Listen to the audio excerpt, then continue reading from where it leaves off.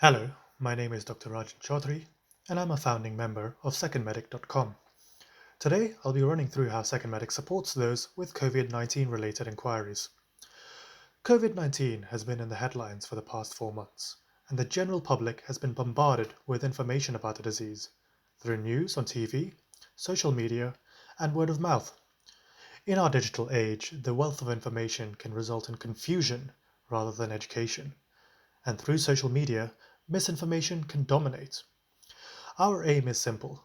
We want to provide trustworthy information that is evidence-based, delivered by highly trained specialists, and accessible through an easy-to-use interface for all. So let me show you how it's done. This is our website. We are a company that provides unbiased medical consultation and support for patients who want to know if they have received the right diagnosis and want to know if they're on the right treatment. We have a website infrastructure to handle submitted queries, connect the patient to the relevant doctor, and provide them with an opinion.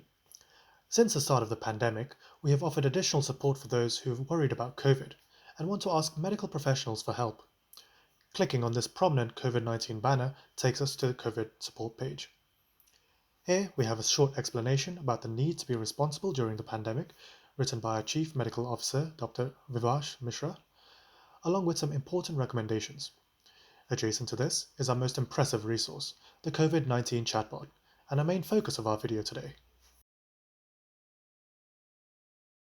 This chatbot has four main functions. Number one, to help you determine the likelihood of you having COVID-19 based on your current symptoms. Number two, to determine whether you are part of the at-risk population who experience more severe symptoms. Number three, to answer any frequently asked questions about COVID-19. And number four, to debunk any myths the user may have heard about the disease. So let's move on to the first point. Here we cover the most common symptoms experienced by the patients to determine the probability of having COVID. It is supported by this paper published in the European Respiratory Journal in April 2020. So let's go through it. Do I have a cough or a fever? No. These are the most common symptoms. Do I have shortness of breath? Yes. It's a little bit alarming. Do I feel very tired? Yes. And here we stop. I am at high risk. Why do I not go through every single symptom?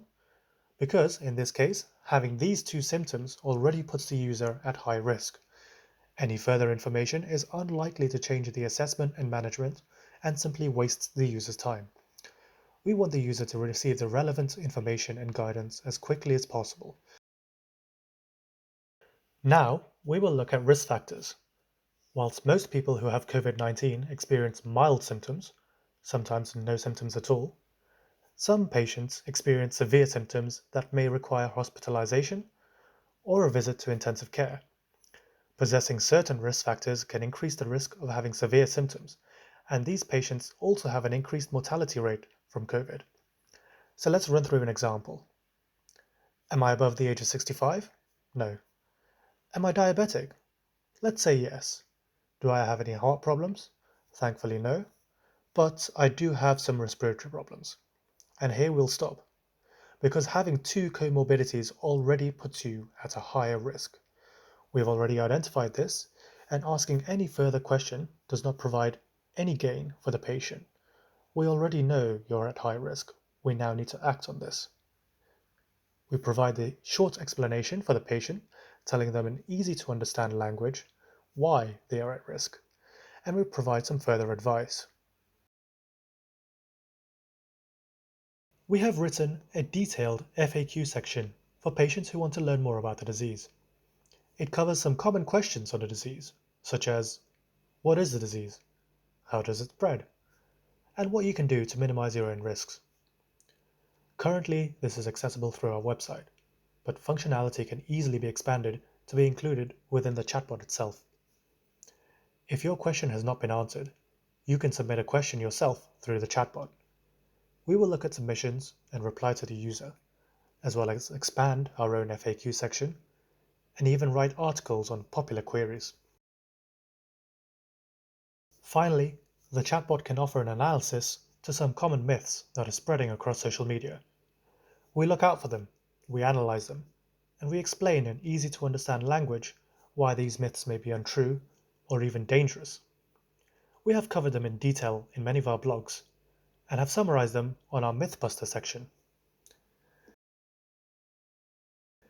If people did not have their question answered, or they wish to submit a particular rumor or myth for fact-checking, they can do so via the chatbot or by using our email and WhatsApp services.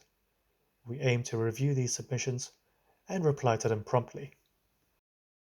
We have published articles on a daily basis on COVID-19, covering a vast number of topics. One of our key aims is highlighting the dangers of spreading myths on social media and techniques that can help a person determine if what they have read should be believed. Teaching these critical analysis skills in layman's terms is important in combating the spread of misinformation, and it is something that is integral to each of our articles. In recent blogs, we have covered: what is a pandemic? How should you protect yourself? Do you need antibiotics? Do the chloroquine-based drugs actually work? And many more. After a user finishes using the chatbot, they can choose to submit contact details if they want us to reply to their queries. Alternatively, the user can also visit the Contact Us section of our website to get in touch. So we just saw how simple and easy it is to complete a self-assessment of risks against COVID-19 using our chatbot. Next, we're going to share how our company provides medical consultation. As you can see on our landing page, there are two options. One is primary consultation, in which a user asks questions about their medical condition for the first time. If this is the first time you are connecting with a doctor about your symptom, then you click here to consult a doctor. It connects you with a doctor immediately through our WhatsApp services, and you can share the symptoms and ask your questions.